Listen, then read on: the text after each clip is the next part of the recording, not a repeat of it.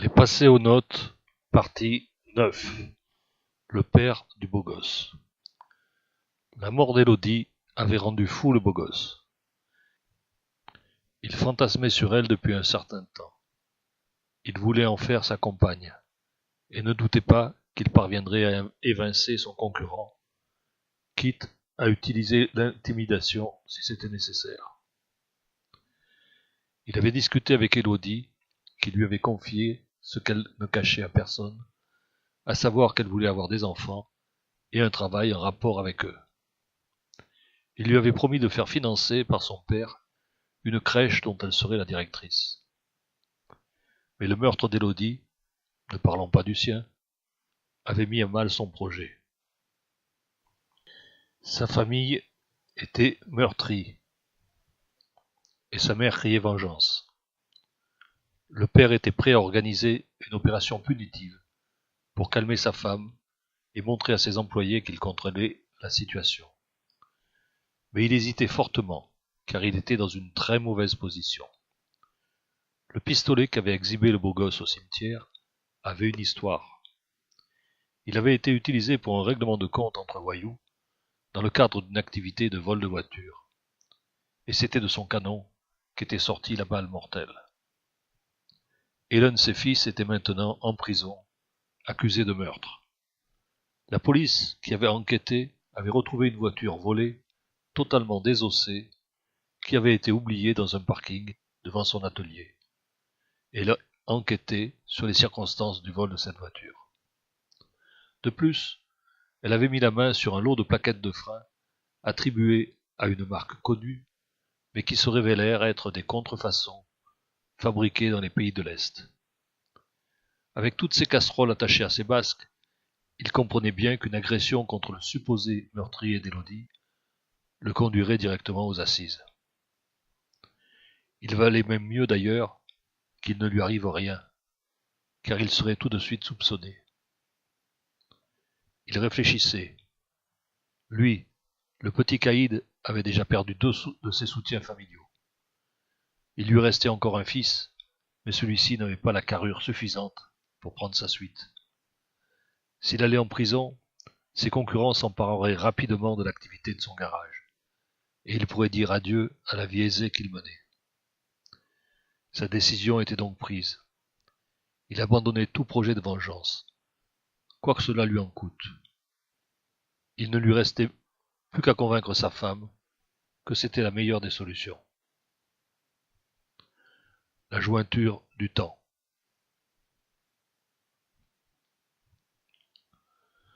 Maintenant, je connaissais la vérité, ou du moins une partie, une vérité absurde.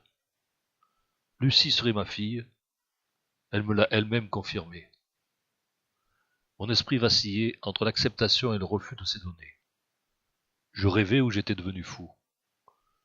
La nuit, je n'arrivais pas à fermer l'œil avant le petit matin, malgré les cachets dont je me bourrais. Et les jours me semblaient longs et monotones. Je n'avais pas le moral, ni l'envie de retrouver mes amis le soir. Je préférais rentrer chez moi pour réfléchir. Le monde autour de moi ne semblait pas avoir changé, mais celui qui était dans ma tête était dévasté. Je décidai que comme rien ne me retenait ici, je pouvais prendre quelques jours de vacances. L'idée me vint que je pourrais faire un tour du côté de Manosque.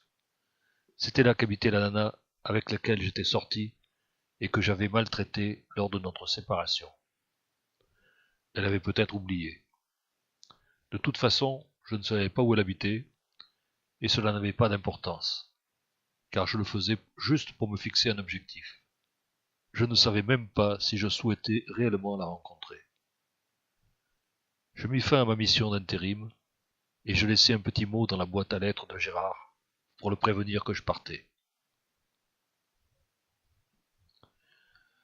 Après sa libération de la prison de Bourg-en-Bresse, Gérard avait pris quelques jours de repos, car il avait été très secoué pendant les interrogatoires qu'il avait subis.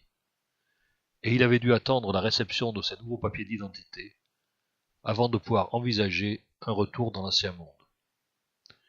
Mais une question se posait à la famille. Était-il nécessaire de poursuivre l'assistance au futur mari de Marie. Certains estimaient que c'était inutile, puisqu'on ne pouvait plus agir sur son comportement depuis qu'il avait été informé de notre intervention. D'autres pensaient que ce serait utile, au moins de le surveiller, et de faire en sorte qu'il rencontre bien Marie comme il se doit. Papy eut le dernier mot. Il expliqua qu'en intervenant, nous avions trafiqué le passé, et qu'il y avait un risque d'une déviation de son futur. Celui d'Élodie, par exemple, avait été plus que modifié. Il conseillait donc de prolonger notre assistance.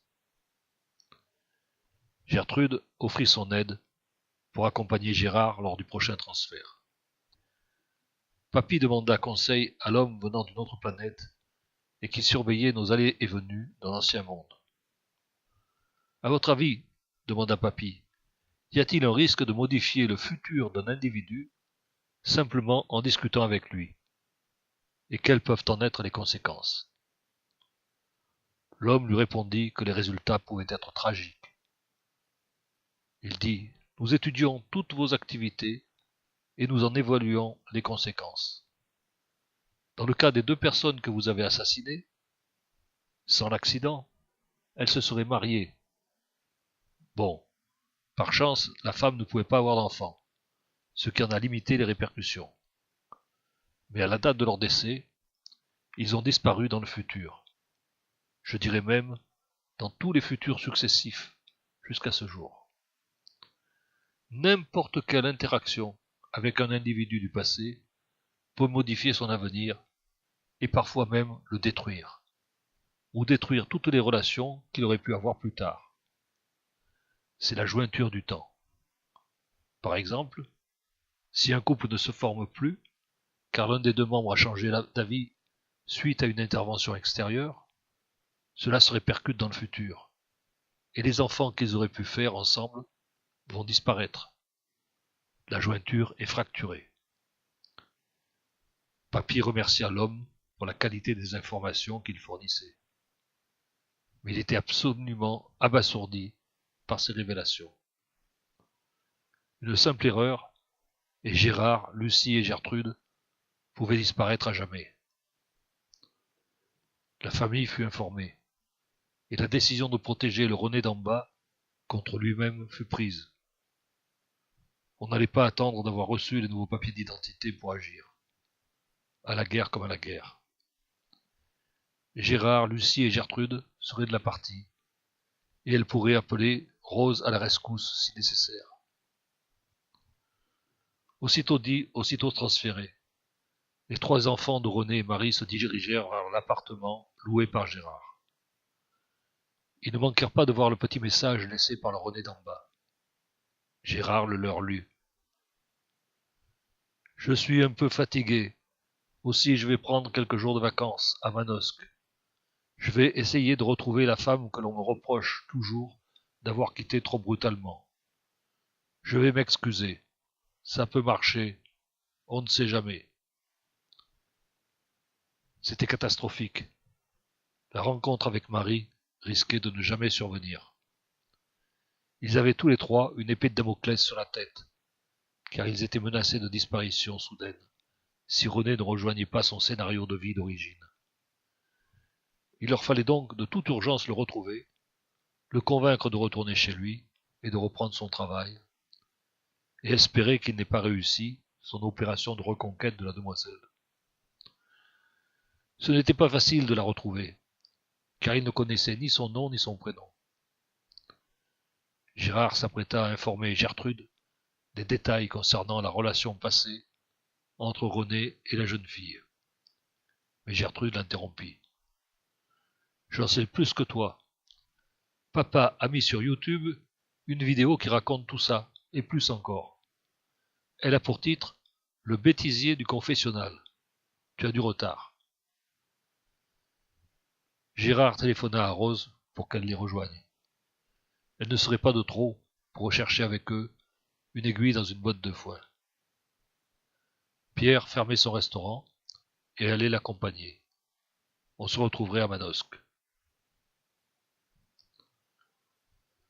Mon ami Polo m'avait obligeamment prêté sa 4L, et j'étais arrivé à Manosque dans la soirée. Comme d'habitude, ma première visite intéressée fut pour le curé du coin. Je lui demandai s'il ne disposait pas d'un local libre me permettant de passer la nuit, et dans la négative, s'il avait l'adresse d'un hôtel le moins cher possible. Comme j'avais usé de la recommandation du curé d'Aix, il me fournit les clés du local de scout. Le lendemain, matin, je me promenais dans la ville, sans but apparent. J'observais la circulation et les voitures en stationnement, dans le but de retrouver celle de mon ex-copine. C'était une Austin Mini verte, récente, voiture qui ne courait pas les rues.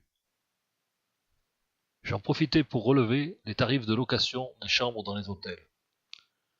Cela pouvait toujours servir.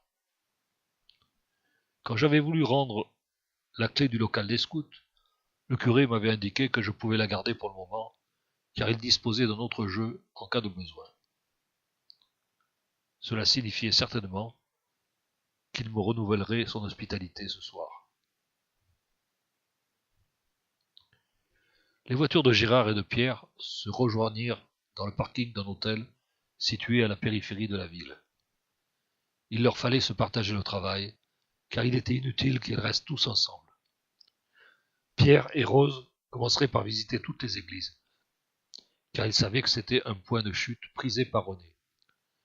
Puis, ils feraient le tour des parkings des hôtels, espérant y trouver un véhicule immatriculé 13, ou la moto de René qu'ils connaissaient.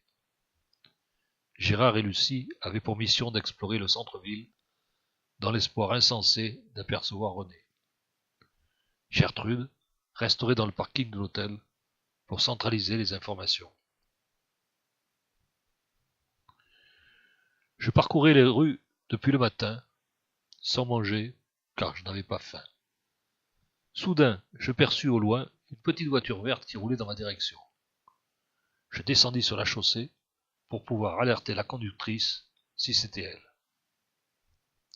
Et c'était elle. J'effectuai un grand signe et elle arrêta la voiture avant de m'ouvrir la porte. Tout était allé très vite et je n'étais pas préparé à cette rencontre à laquelle je ne croyais pas. Aussi je bredouillai quelques phrases dans lesquelles se mêlaient des mots « excuse »,« content », les autres mots étant inaudibles. Il était loin le fanfaron qui exultait son sentiment de puissance du haut de sa mezzanine. Elle n'avait pas prononcé une seule parole depuis le début. Elle avait poursuivi sa route avant de se garer dans le parking du restaurant. Elle arrêta le moteur. Elle était tournée vers moi et me regardait. J'attendais qu'elle s'exprime enfin. Rose et son amie avaient commencé à visiter les églises les unes après les autres. Arrivée près de l'église Saint-Sauveur, elle remarqua une 4L mal garée, immatriculée dans les Bouches-du-Rhône. Elle entra dans l'édifice et se mit à la recherche d'un responsable. On lui désigna le curé qui sortait du confessionnal. Ce dernier lui indiqua qu'en effet, il avait hébergé un jeune homme venu d'Aix en 4L. Il ne savait pas s'il allait dormir ici ce soir, même s'il pouvait le faire, car il avait les clés. Mais comme il avait laissé sa valise ici, il sera forcé tôt ou tard de revenir la chercher. Rose décida de rester sur place, tandis que Pierre allait rejoindre les autres pour les tenir informés de leur découverte. Il tenait enfin une piste. « Tu es quand même gonflé de venir me chercher ici, après ce qui s'est passé, finit-elle par dire. Elle me regardait, et elle semblait attendre une réponse de ma part. Je ne pouvais pas lui dire que je n'étais pas là pour elle, mais pour tenter d'oublier une déconvenue sentimentale et surmonter un choc psychologique. J'étais d'accord pour passer 2 ou 3 jours avec elle, car j'avais déjà goûté, et elle n'était pas désagréable, mais pas plus. Elle attendait toujours une réponse que je n'avais pas préparée. Ça fait plaisir de te revoir. Tu en es certain? Ça ne se voit pas beaucoup. On peut aller au restaurant ce soir, je t'invite. Elle hésita un moment et finit par donner son accord. « Ça te permettra de t'expliquer, me dit-elle. » Je lui indiquai qu'il fallait qu'elle me conduise à l'église Saint-Sauveur pour que je puisse me changer avant d'aller au restaurant. Arrivé devant le local des scouts, je constatai que tous les participants de la famille se tenaient devant la porte. Je m'avançai, tenant ma toute récente copine par la main. Soudain, Lucie sortit du groupe, s'avança vers moi, me prit dans ses bras et m'embrassa sur la bouche. Et elle s'exclama. « Chérie, qu'est-ce que tu fais avec cette pute? Tu m'avais promis, la semaine dernière, que c'était la dernière fois. Maintenant, on rentre à la maison. » Gérard me prit par les épaules et me força en douceur à rentrer dans le local des scouts. À l'extérieur, mon ex-récente copine était partie. J'estimais à cet instant qu'il me serait difficile d'essayer de la revoir un jour. Je me sentais fatigué, très fatigué, et de plus manipulé, et je n'aimais pas ça du tout. René, mon vieux double, qui était venu me voir, m'avait averti, et je ne l'avais pas cru.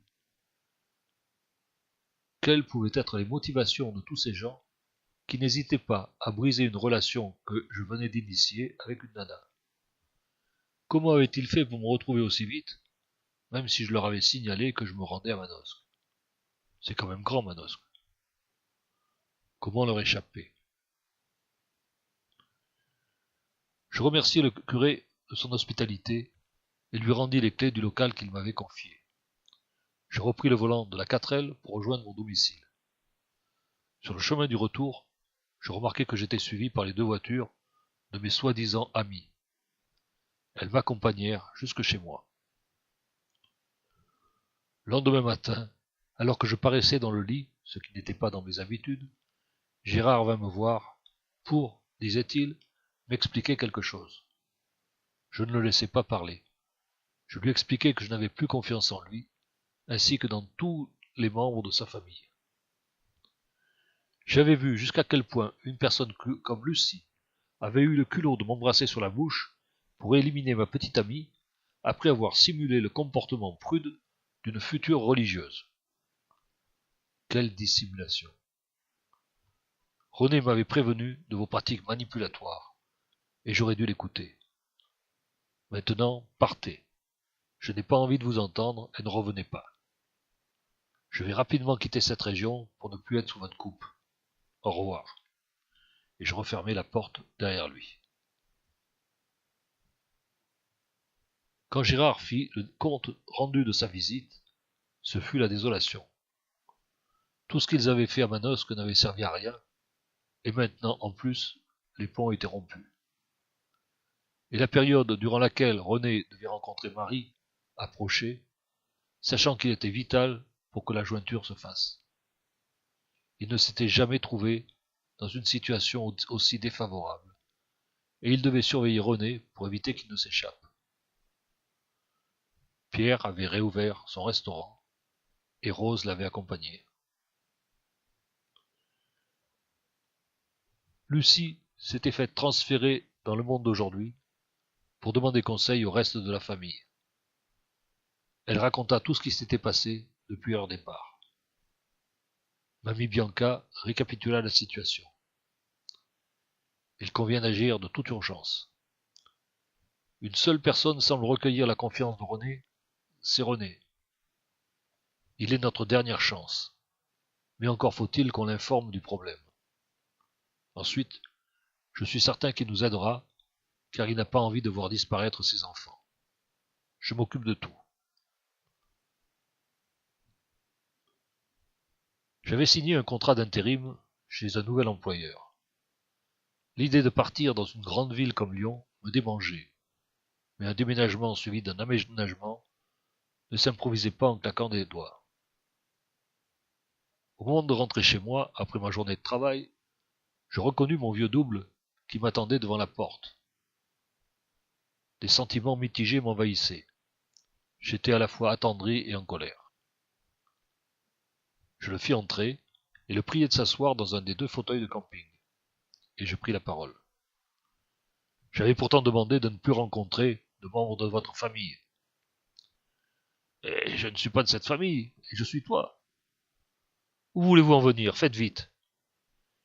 Il faut que tu m'écoutes jusqu'au bout, et après je m'en vais, d'accord? D'accord. Tu te souviens que je t'ai mis en garde contre les manipulations de la famille? Eh bien, leurs manœuvres ont réussi, mais pas comme les apprentis sorciers l'avaient prévu. Au lieu d'atteindre mon cerveau en tripotant le tien, ils t'ont déstabilisé et fait bifurquer. Je ne comprends rien à tout ça. Je vais t'expliquer avec des exemples. Ça sera plus clair. René lui décrit les problèmes posés par les altérations de la jointure du temps, utilisant force détails. Et il conclut. Si le futur original est modifié, en clair, si tu ne rencontres pas la femme que j'ai épousée, tout va se défaire. Tu n'auras pas d'enfant, ou du moins pas cela, et Gérard, Lucie et Gertrude vont disparaître. Je ne dis pas mourir, car je ne sais pas comment ça se passe, mais disparaître. Le forcing qu'ont pratiqué sur toi mes enfants à Manosque était motivé par leur farouche envie de continuer à vivre, mais leur intervention a amené une réaction inverse de ta part. Réaction que je comprends totalement, étant moi-même toi. Maintenant, tout est lié à la décision que tu vas prendre.